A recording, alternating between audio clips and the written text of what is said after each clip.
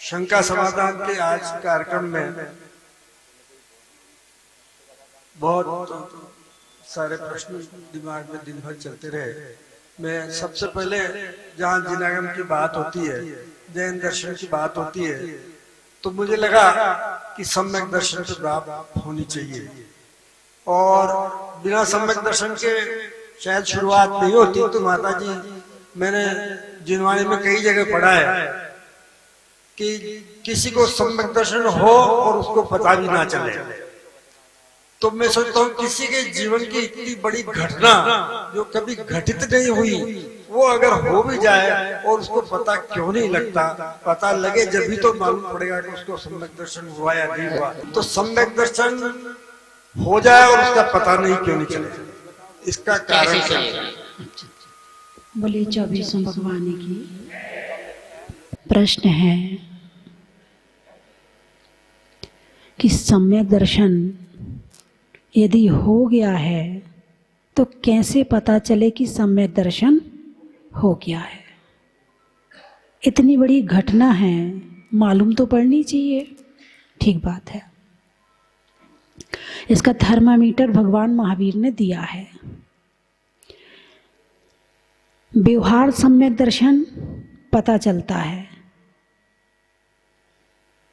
प्रथमानियोग का सम्यक दर्शन दिखता है, करणानियोग का सम्यक दर्शन नहीं दिखता है, चरणानियोग का सम्यक दर्शन दिखता है, चरणानियोग का, है ना, और द्रव्यानियोग का सम्यक दर्शन वो हम कर रहे हैं मगर हमारे ज्ञान का विषय नहीं है।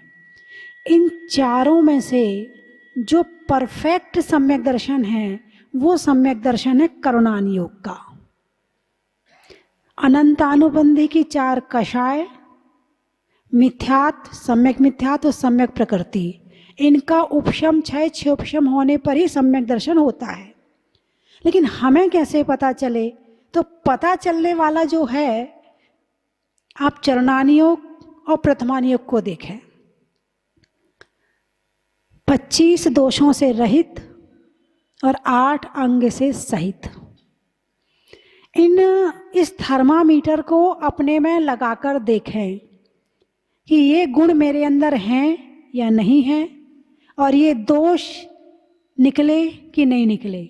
यदि हैं, दोष हैं तो समझना सम्यक दर्शन नहीं है, और गुण हैं तो समझना सम्यक दर्शन है।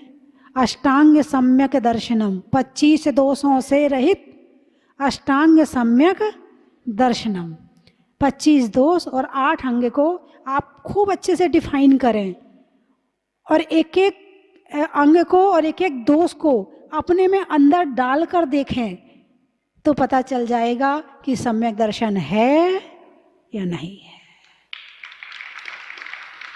माता जी, निर्यापक क्यों बनाए जाते हैं और उसका अर्थ क्या होता है? जो मैंने पढ़ा है कि जब समाधि का समय होता है तो उस समय पर जिनकी देखरेख में समाधि चलती है उसे निर्व्यापक कहते हैं। वो सारी व्यवस्था बनाते।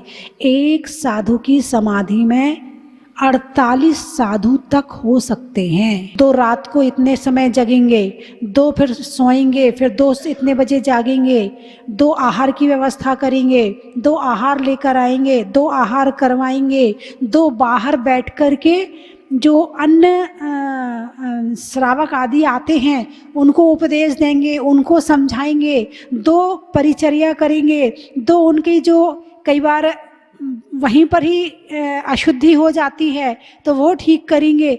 यानी 48 साधु ऐसे माने गए हैं। तो उन सब में जो प्रमुख होते हैं, जो मैंने पढ़ा है, उन्हें निर्यापक कहते हैं, है ना। लेकिन वर्तमान समय में जो आपकी जिज्ञासा है तो वो समझ लो आचार्य के समकक्ष संघ का संचालन करने के लिए है। भले आचार्य पद नहीं दिया है, लेकिन ये व्यवस्था आचार्य से संबंधित ही है। ये आयु कर्म का बंध जो होता है वो किस तरह से होता है? जो आयु के तिभाग में जो होता है ना, उसको थोड़ा डिटेल में समझाएं आप। आयु समझते हो ना? आयु, आप यहाँ बैठे हो किसकी वजह से बैठे हो? आप इस शरीर में कब तक रहोगे? जब तक आयु है, ठीक है? मनुष्य आयु है, ठीक है? इसी आयु में रहते हुए अगली आयु का बंध हो जाता है। हाँ, इसी शरीर में रहते हुए अगले शरीर की आयु कितनी होगी, कौन से शरीर में जाएंगे, उस आयु का बंध इसी शरीर में हो जाता है, ठीक है? अब वो कब होता है वो सुन लो और सावधान हो जाओ। कहते हैं कि आयु के त्रिभाग में बंध होता है। जो मनुष्य आयु आपकी 80 साल की है, इनके 3 हिस्से निकाल दो, कितना बचा? 27-28 बचा। अब जो आपके 27-28 साल हैं, इसके त्रिभाग में आयु बंध, ये जो पूरी आयु है उसके त्रिभाग में हो सकता है ना? अब उसमें नहीं हुआ, 8 बार चांस मिलता है। कितने बार? 8 बार। फिर यदि उसमें नहीं हुआ तो जो बची आयु है उसका त्रिभाग करो, फिर उसमें आयु बंद होगा। उसमें नहीं हुआ तो जो बची आयु है उसका त्रिभाग करो, उसमें ऐसे 8 बार हो सकता है। और इन 8 बार में भी यदि नहीं हुआ तो जो मृत्यु का जो अंतिम समय होता है उसमें आयु का बंध हो जाता है कि हमें अगले शरीर में कौन सी आयु में जाना। 4 आयु होती ना, नरकायु, त्रेंचायु, देवायु और मनुष्यायु, 4 आयु होती है। तो इसी शरीर में रहते रहते अगली आयु का बंध हो जाता है। अब कहाँ जाना है ये कैसे पता चले, इनका दूसरा प्रश्न होगा। ये प्रश्न इन्होंने पूछा नहीं, मैं बता देती हूँ, है ना? कहाँ जाना है वो कैसे निर्णय होगा उसका? तो उसका निर्णय होगा उस समय आपके भाव कैसे हैं। जिस समय आयु का त्रिभाग पड़ रहा है उस समय आपके भाव कैसे हैं। आपने वो पढ़ा है ना तत्वार सूत्र, माया त्रियज्ञो नस्य। यदि मायाचारी के भाव रहेंगे उस त्रिभाग में तो गए त्रयंच गति में। बंभारंभ परिग्रहत्व नारकस्यायुषा, यदि बहुत आरंभ, बहुत परिग्रह की इच्छा से तीव्र, यानी तीव्र तीव्र बहुत अलग चीज होती है। यदि वैसे भाव रहे तो कहाँ जाओगे? नरक गति में। सम्यक्तम च बाल तपांसी देवस्य, यदि तपस्या करते हुए हुआ अथवा सम्यक्त्व के साथ में आयु का बंध हुआ तो देवगति में जाओगे। अथवा मनुष्य गति का बताओ, शांत परिणाम, कैसे? संतोषी प्रवृत्ति, शांत परिणाम। भाई ठीक है, परेशान मत हो, आकुलता मत करो, बस शांति से रहो। यदि ऐसे परिणाम हैं तो मनुष्य से मनुष्य का बंध या मनुष्य गति का बंध होता है। कहाँ जाना है, किसकी कितनी आयु हो चुकी, उसकी आयु का कितना समय बचा है, सावधान हो जाओ। कभी भी आयु बंध हो सकता है और जब होगा तो छूटेगा नहीं। तुम्हारा यहाँ का रिजर्वेशन तो कैंसिल हो सकता है मगर ये रिजर्वेशन कैंसिल होने वाला नहीं है। हाँ, ऐसा हो सकता है कि जैसे आपने आयु का जो पहला त्रिभाग पड़ा था उसमें नरकायु का बंद कर लिया और बंद हुआ 7वें नरक का। जैसे राजा श्रेणिक था, उसने आयु का त्रिभाग पड़ा, जब सांप डाला था फिर वो आत्महत्या की भावना हुई, तब वो 7वें नरक का बंध किया। ठीक है, अब भगवान महावीर का सानिध्य मिला, समोशरण मिला, उनके पादमूल मिले, तो वहाँ गया, वहाँ जाकर 16 कारण भावना भाई, प्रभु के दर्शन किए, सम्यक क्षायिक सम्यक तो प्राप्त किया, तो उससे ये हुआ कि 7वां नरक पहले नरक में आ गया। कम और ज्यादा तो हो सकता है लेकिन छूट नहीं सकता, नरक तो जाना पड़ेगा। बात समझ में आई कि नहीं आई? तो ऐसे जो बंद होता है वो ऐसे होता है, और किसका होता है वो ऐसे होता है। तो ये कोई दूसरा नहीं करेगा। मैंने कल चर्चा करी थी 7 तत्व की, तत्व अभ्यास। इसीलिए तत्व अभ्यास करते रहना चाहिए। और ये तो पता ही नहीं है कि कौन कितनी आयु लेकर आया है। हे माता जी, मेरी शंका है कि जितने भी शास्त्र पहले लिखे हुए हैं, पूजाएं लिखी हुई है और विधान लिखे हुए हैं, वो सब आचार्य द्वारा ही लिखित है। कहीं पर भी ऐसा उल्लेख नहीं आता कि ये विधान माता जी ने लिखा है या ऐसा है। तो क्या पहले शिक्षा का अभाव था या नारी पढ़ी लिखी नहीं थी? क्योंकि नारी का नाम नहीं मिलता ना पुराने समय में। ऐसा मेरे मन में पहले भी आता था, मेरे मन में भी आता था, और सही बात है, आना भी चाहिए। ऐसा है कि जो पहले के विधान हैं, पूजाएं हैं, वो पंडित जियों के द्वारा लिखी हुई है। आप दौलत राम जी, है ना, बख्तावर जी और दयानंद राय जी, है ना, पूजा आप पढ़ते, दयानंद राय जी, सिद्ध चक्र विधान संत लाल जी का लिखा हुआ है। तो ये पंडित जियों की पूजाएं जितनी हैं, विधान आदि हैं, वो पंडित जियों के लिए लिखे हुए हैं। आचार्यों के द्वारा पहले विधान नहीं लिखे जाते थे। लेकिन अब पहले के समय में नारी को स्कूल की व्यवस्था नहीं थी, बच्चों को, लड़कों को तो गुरुकुल भेज दिया जाता था, लेकिन लड़की को मुश्किल से बहुत कोई समृद्ध परिवार हो वहीं शिक्षा मिलती थी, बाकी वहाँ उन्हें पढ़ने लिखने की शिक्षा नहीं मिलती थी। इसलिए लेखन काम जितना है वो या तो आचार्यों के द्वारा है और या पंडित जियों के द्वारा है।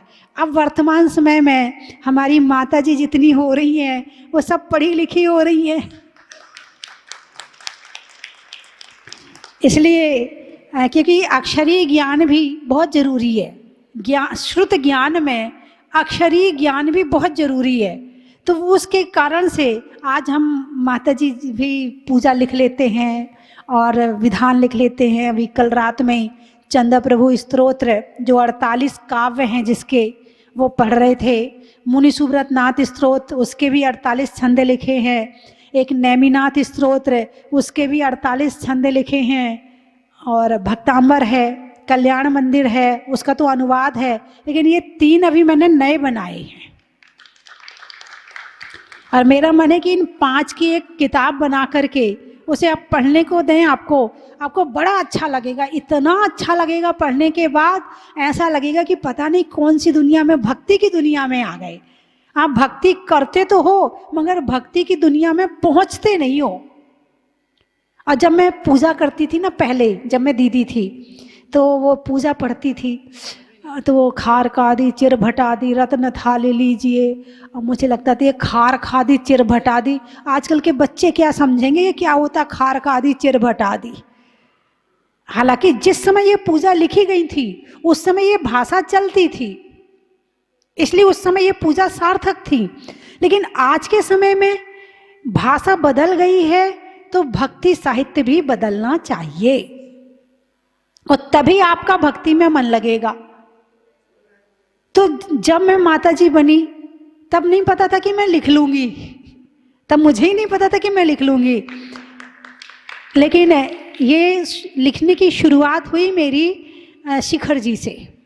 शिखर जी में एक समय शिखर विधान था, तो मुझे लगता था मैं वहाँ विधान करूँ, पहाड़ पर बैठकर चौपड़ा कुंड में विधान करूँ। मैं विधान निकलवाया, विधान लेके आओ, विधान आया। अब विधान पढ़ा तो जो उसकी लाइनें थी, पद था, उसमें भी इतने करोड़ इतने करोड़ इतने करोड़ मुनि मोक्ष गए। और जो उसका मंत्र था उसमें भी इतने करोड़ मुनि मोक्ष गए। अब मैंने कहा ये क्या विधान हुआ, खुद ने खुद से कहा देखिए ये क्या विधान हो, कुछ भाव तो होना चाहिए, सिद्ध भगवान की महिमा तो गानी चाहिए, तब तो इस सब में शिखर की महिमा का वर्णन होगा। तो फिर मेरे मन में आया मैं लिखूं, फिर लगा मैं नहीं लिख सकती। अरे लिख के देख तो सही, लिख सकती कि नहीं लिख सकती। ऐसा खुद से चलता रहा और जब लिखने बैठी तो 3-4 दिन में ही वो विधान बन गया। उसके बाद फिर 64 रिद्धि विधान लिखा, उसके बाद कर्म दहन विधान लिखा, उसके बाद कल्पद्रुम विधान लिखा, सिद्ध चक्र विधान लिखा, इंद्रध्वज विधान लिखा, आदिनाथ, महावीर, नेमिनाथ, पार्शनाथ, फिर तो लिखती ही चली गई, फिर तो पता ही नहीं चला कि कितने लिख दिए। 1 साल में मैंने 15 विधान लिखे थे हरिद्वार में।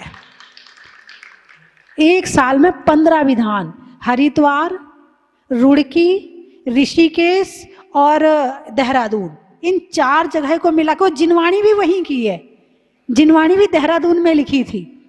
तो वो एरिया या उधर का कुछ वातावरण या कुछ लोगों का पुण्य, तो आप जो है जिनवाणी तो पढ़ते ना आप पिछले बार, तो आप लोग जैसा भैया जी ने अभी आपसे कहा कि किसी का जन्मदिन हो तो आप गिफ्ट देते हो ना, देते हो ना, उस गिफ्ट के साथ में ये 100 रुपये की जिनवाणी और दे देना।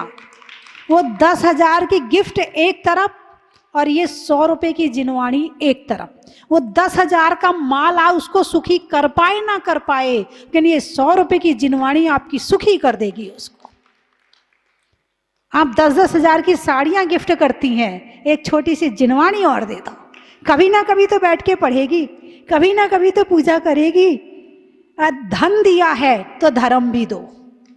यदि धन के साथ में आप धर्म देते हो तो समझना आप उसके वास्तव में शुभ चिंतक हो, और केवल सोने की चैन, सोने की अंगूठी, इनमें ही फंसे रहते हो तो तुम भी डूब रहे हो।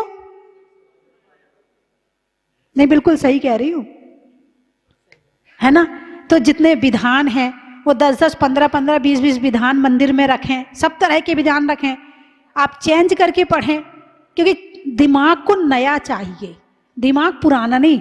अभी यही पूजा करते करते अब तो मन नहीं लगता, याद हो गई, अब मन गया, पूजा चल रही है, और नई नई पूजाएं करोगे, नए नए विधान करोगे तो मन वहीं रहेगा, आंखें वहीं रहेंगी।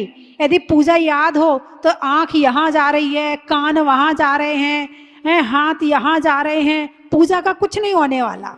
लेकिन जब नई पूजा करोगे तो आंख भी वही है, मन भी वही है, वाणी भी वही है, और भाव से पूजा चल रही, इसको कहते हैं पूजा।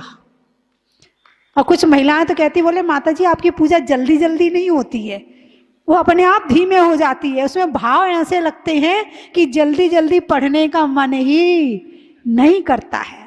अब लोग कहते हैं हम इतनी पूजा करते, इतनी माला फिरते, हमारे पाप ही नहीं कटते। अब कटें कैसे, तुम भाव तो हटा दिए तुमने। इसलिए नई नई पूजाएं करो, नए नए विधान करो।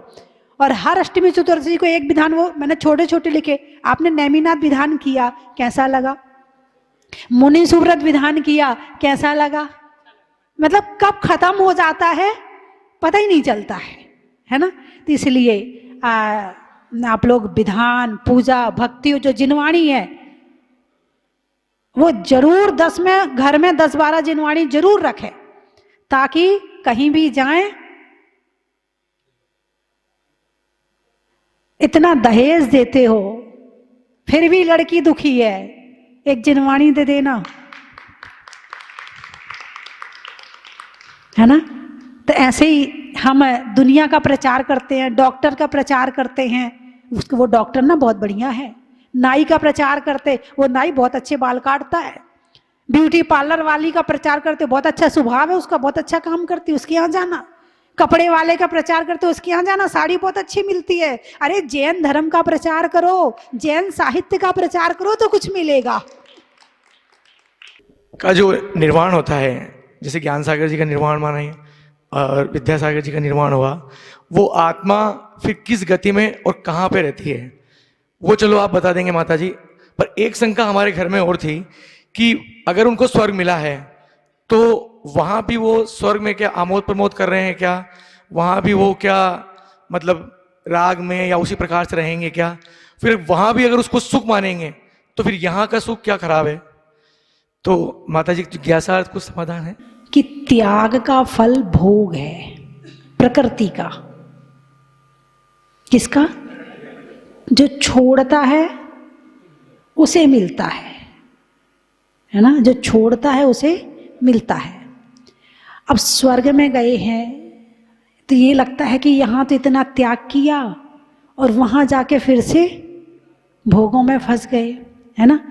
तो वहाँ पर नियोग है, नियोग यानी भोगना ही पड़ेगा। अब जैसे कई बार होता है कि आपके पेट में भूख नहीं है और कहीं पर शादी में जाते हो ना, और वो जो शादी वाला है वो आपके साथ ही खड़ा है, तो आपका मन नहीं है, फिर भी खाना पड़ता कि नहीं पड़ता? अरे बोलिए ना, संसार में ऐसे बहुत सारे काम होते कि आपका मन नहीं होता है, फिर भी आपको करना पड़ता है। ऊपर से करते हो, अंदर से नहीं करते हो। तो ऐसे ही जो यहाँ से संयम के साधक जब स्वर्ग में जाते हैं तो वहाँ भोग तो उन्हें भोगना उनका नियोग है, भोग भोगना उनका नियोग है, लेकिन वो सम्यक दृष्टि होते हैं, इसलिए सारे काम ऊपर से होते हैं, अंदर से नहीं होते हैं। सारे काम ऊपर से होते हैं, अंदर से नहीं होते हैं। और ऐसे ही देव बन के वो समूह शरण में जाते हैं, भगवान की वाणी सुनते हैं, उनके पंच कल्याणक मनाते हैं। तो ये सब है, लेकिन ये नियम है कि त्याग का फल भोग है, जितना छोड़ोगे उतना मिले। अब तुम कितना छोड़ पाते हो ये तुम्हारे ऊपर है। अब एक है त्याग किया और ज्यादा मिला, खुश हो गया, एक है खुश नहीं हो रहा है, बस भोगना पड़ रहा है। दोनों में ये अंतर होता है, मिथ्या दृष्टि देव और सम्यक दृष्टि देव में। ऐसी शंका है कि हम मंडल विधान पे मारना मान के मंडल विधान करते हैं, तो महिलाएं तो अर्घ चढ़ाती है, पर पुरुष सोले के बिना अर्घ नहीं चढ़ाते। कृपया शंका का समाधान करें। वस्त्रों का प्रभाव बहुत ज्यादा पड़ता है, हाँ या ना? आप कैसे वस्त्र पहने हो, इस बात का प्रभाव सामने वाले पे अवश्य पड़ता है, पड़ता ही पड़ता है। और आप जो ड्रेस पहनकर बैठे हो ना, ये हमारे भारत का पहनावा नहीं है। पैंट और शर्ट, पैंट हमारे यहाँ की चीज नहीं है। हमारे यहाँ अखंड वस्त्र पहना जाता है। क्या?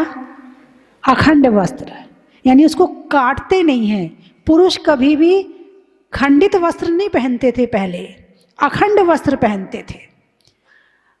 अब ये बाबू बना दिया सबको अंग्रेजों ने आकर। हाँ, अच्छा, बाबू, बाबू भी क्यों कहते पता आपको?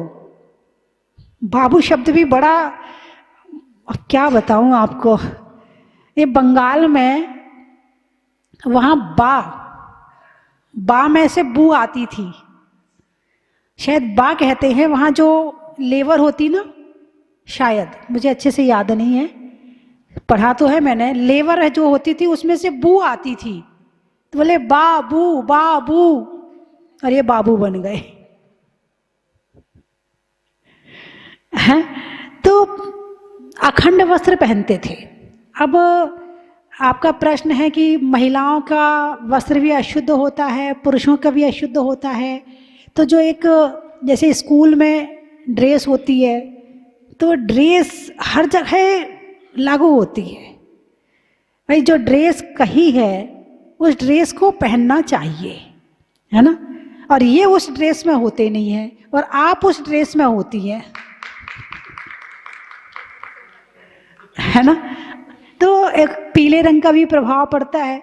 अब कपड़े तो ये ना जाने कौन कौन से कलर के पहन के आ जाएंगे, लेकिन पीले रंग का अलग प्रभाव पड़ता है। भक्ति का रंग पीला है, शांति के लिए सफेद रंग है, और बाकी सब उठा पटक के रंग है। तो करते ही उठा पटकी होती संसार में, और क्या होता है ना। तो इसीलिए चलिए, प्राय आजकल माताजी ये देखने में आ रहा है कि व्यक्ति दुखी और परेशान होता रहता है, लेकिन झुकता नहीं है और अपने ईगो को बीच में ले आता है। इससे पारिवारिक जीवन में भी कठिनाइयाँ उत्पन्न हो रही है। तो माताजी सामाजिक, पारिवारिक और व्यवहार में इस ईगो से कैसे बचा जाए? मैंने कहा था ना, कुछ बनना है, कुछ बनना है। और जो कुछ बन जाता है ना, वो बड़ा हो जाता है, और जो बड़ा हो गया उसके लिए सब छोटे हो जाते हैं। क्या कहा? कुछ बनना है। जो कुछ बन गया वो बड़ा हो गया, और जो बड़ा हो गया उसके लिए सारे छोटे हो गए। अब वो झुके कैसे? और जबकि उसको ये नहीं पता है कि जो वो बना है वो नहीं भी बनता तो काम चल जाता, तो भी पेट भर जाता, तो भी जीवन निकल जाता। लेकिन वर्तमान में वो स्टेटस क्या, हाँ, उसको मेंटेन करके रखना पड़ता है। यदि वो झुक गया तो सामने वाला कहेगा बुद्धू है, बेकार है, कमजोर है। वो सामने वाला भी ऐसा मानता है, इसलिए उसको अकड़ के रहना भी पड़ता है। एक कारण ये भी है कि सामने वाला कुछ समझता ही नहीं है। अब जब दोनों ही एक से हो जाएंगे तो फिर वो ईगो, उसके लिए जरूरी है कि सेवा के कार्य किए जाएं। सबसे पहले महिलाएं घर में बर्तन मांजें, हाँ, घर की सफाई अपने हाथों से करें, झाड़ू खुद लगाएं, वस्त्र स्वयं धोएं। नहीं, इसमें मजाक वाली बात नहीं कर रही।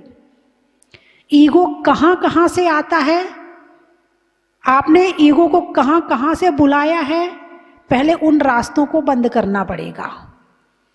क्योंकि घर में आज तो मेरी बाई नहीं आई, आज तो मुझे काम करना पड़ा, अब उसको घमंड दिखा रही है।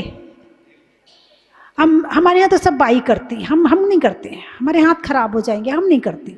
ये घमंड दिखा रहे हो, और जब खुद करोगे तो घमंड कम होगा।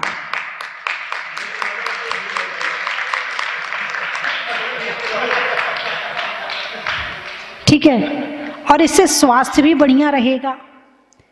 पुरुषों में ईगो कुछ बन गया है ना, और ये तो पुरुष हैं, इनको तो सामान्यतः ईगो होता है, सामान्यतः ईगो लेके पैदा होते हैं। ये तो घर में 3 बहनें हैं और 1 भाई है, वो 3 पे हावी रहता है। इन्हें जन्म से लेके पैदा होते हैं। अब पुरुषार्थ करके उसे कम कर सकते हैं। जो जन्म से साथ में आया है, पुरुषार्थ करके उसे कम कर सकते हैं। परिस्थिति देखो, और मेरे कारण से कितने लोगों को दुख हो रहा है, तो सामने वाले को तुम दुखी करना चाहते हो क्या? तो सामने वाले को दुखी नहीं करने की जो भावना है ना, उससे तुम्हारा आधा अभिमान कम हो जाएगा कि दुखी नहीं करना है मुझे। चाहे मैं झुक जाऊंगी, चाहे मैं अपने आप को कुछ भी कर लूंगी, लेकिन सामने वाले को दुखी नहीं करूंगी। जब ऐसी भावना आपके मन में आएगी तो कहीं ना कहीं नरम पड़ ही जाओगे, है ना। मुलायम रहो ताकि चोट ना लगे। नमोकार मंत्र पढ़ते हो? पढ़ते हो? अच्छा, बोलो मंत्र, बोलो। नमो नमो नमो नमो नमो। अच्छा, इसमें नमो शब्द कितने बार आया? 5 बार। नमो का मतलब नमस्कार, है ना। 1 बार मंत्र पढ़ने में 5 बार झुकाया है। एक आध माला तो फेरते होगे ना रोज, है ना। नमोकार मंत्र पढ़ा और झुकना नहीं सीखा तो अभी आपने नमोकार मंत्र नहीं पढ़ा। जहां नमोकार है वहां अहंकार नहीं, और जहां अहंकार है वहां नमोकार नहीं। हाँ, झुको 1 बार नमो नमो नमो नमो 5 बार। 1 बार बोलने में 5 बार। इसका मतलब है यदि आपके अंदर अहंकार है तो आपने मंत्र केवल जुबान से पढ़ा है, और यदि आत्मा से पढ़ा होता तो झुकना सीख लिया होता।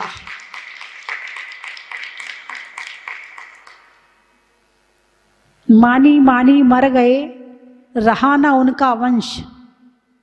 अभिमान करने वाले मानी मानी मर गए, रहा न उनका वंश, और तीनों टोला देख लो, रावण, कौरव, कंस। अरे किस बात का अभिमान? आज एक मच्छर काट जाए तो मलेरिया हो जाए, दवाई खा खा के तो जी रहे हो, शरीर में तो ताकत नहीं है और अकड़ में कमी नहीं है, हाथ पैर में दम नहीं और हम किसी से। अरे शांति से जियो जिंदगी, तुम भी शांति से रहो और सामने वाले को भी शांति से रहने दो। दर्शन विशुद्धि में क्या अंतर है? 16 कारण भावनाएं जो होती हैं उसमें सम्यक दर्शन से ही 16 कारण भावनाओं की शुरुआत होती है। यदि सम्यक दर्शन ना हो, दर्शन की विशुद्धि ना हो और 15 भावनाएं आपके पास हैं तो वो आपको तीर्थंकर नहीं बनाएंगी। लेकिन यदि सम्यक दर्शन की विशुद्धि है और बाकी भावनाएं भी साथ में हैं तो वो आपको तीर्थंकर बना देंगी। तो 15 भावनाओं को का महत्व बताने के लिए सम्यक दर्शन को सबसे पहले रखा गया है, दर्शन की विशुद्धि को सबसे पहले रखा गया है। और सम्यक दर्शन में विशुद्धि कब आएगी? जब 15 भावनाएं होंगी। अन्य सम्यक दर्शन में 15 भावनाएं हों ये कोई जरूरी नहीं है, लेकिन दर्शन विशुद्धि में 15 भावनाएं होंगी तो विशुद्धि विशेष होगी।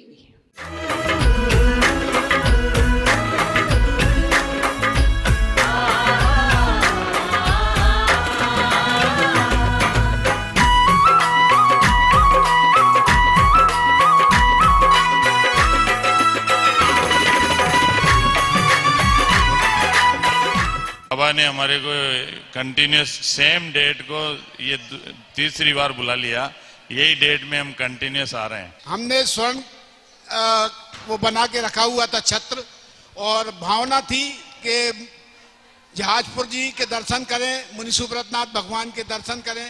बड़ा सौभाग्य मिला, हमारे दामाद साहब लंदन से अभी आए और उनकी भावना थी कि हम जहाजपुर चलेंगे, तो बहुत जल्दी में हम लोगों ने प्रोग्राम बनाया। बहुत ही आनंद आया, बहुत ही अच्छा लगा। और मैंने फिर यहाँ पे एक और बोली ली, वो जो अभी आपका शास्त्र दान बन रहा है उसके लिए। तो बहुत बहुत अनुमोदना, ऐसे ही आते रहे हम लोग और ऐसे ही सब मुनि सुब्रतनाथ भगवान के दर्शन करते रहे। यहाँ का अनुभव कुछ अलग ही रहा। वातावरण में शुद्धता बहुत है और यहाँ के एटमॉस्फेयर में एक अलग ही एनर्जी है, जिससे आत्मशुद्धि के पथ पर जाने का एक मार्ग मतलब प्रशस्त होता है। यहाँ का जो छोटा सा एक, जैसा कि सर ने बताया था कि छोटा सा गांव था जहाजपुर, जिससे कोई परिचित भी नहीं था, लेकिन आज की स्थिति को देखता हुआ लगता है कि हर जैन बंधु को यहाँ जीवन में आना ही चाहिए और वर्ष में एक बार जरूर आना चाहिए, ये मेरी भावना है। तारीफ की जाए उतनी कम है।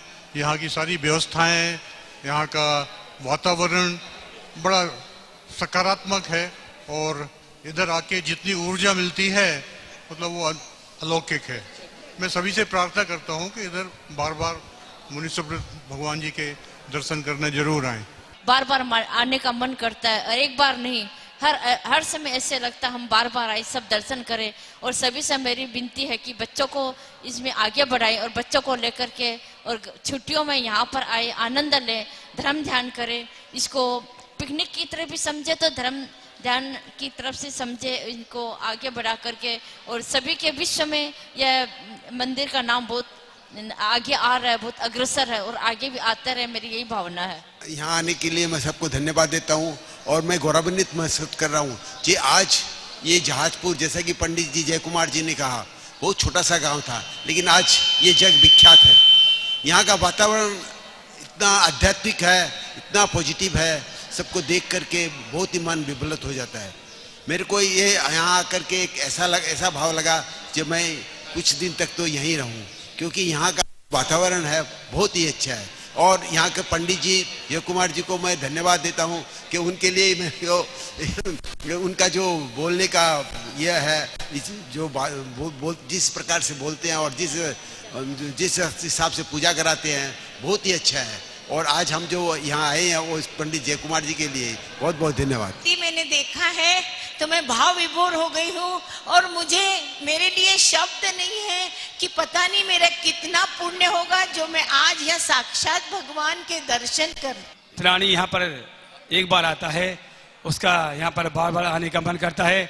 और मैं ललितपुर से जैन मिलन चंद प्रभु शाखा का अध्यक्ष हूँ और मैं यहाँ से बस लेकर आता हूँ। हमेशा होली के टाइम पर बस लेके यहाँ पर आता हूँ, 40-50 लोगों के साथ आता हूँ। बहुत ही आनंदित मन होता है और ऐसा मन करता है कि यहाँ साल में 1, 2, 3 बार आता रहूँ।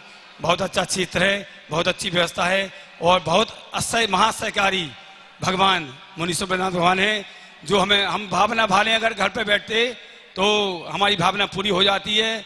और इसी भावना के साथ हम मुनि सुब्रतनाथ भगवान के चरणों में अपना और अपने परिवार का यहाँ पर उद्धार करेंगे, बेड़ा पार करेंगे। जय जिनेंद्र।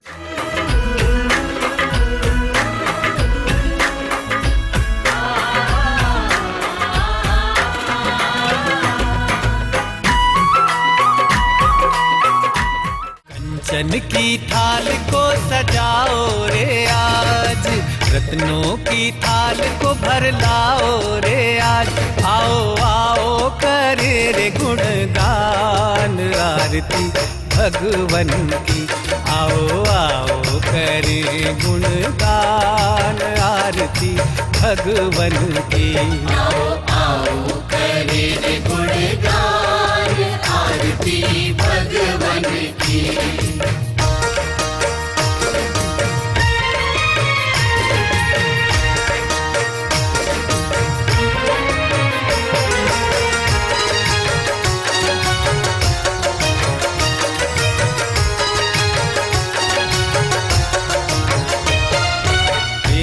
सुमित्र के राज दुलारे, माँ पद्मा जी के नैनों के तारे। पिता सुमित्र के राज दुलारे, माँ पद्मा जी के नैनों के तारे। राजगृही में जन्म लियो आप,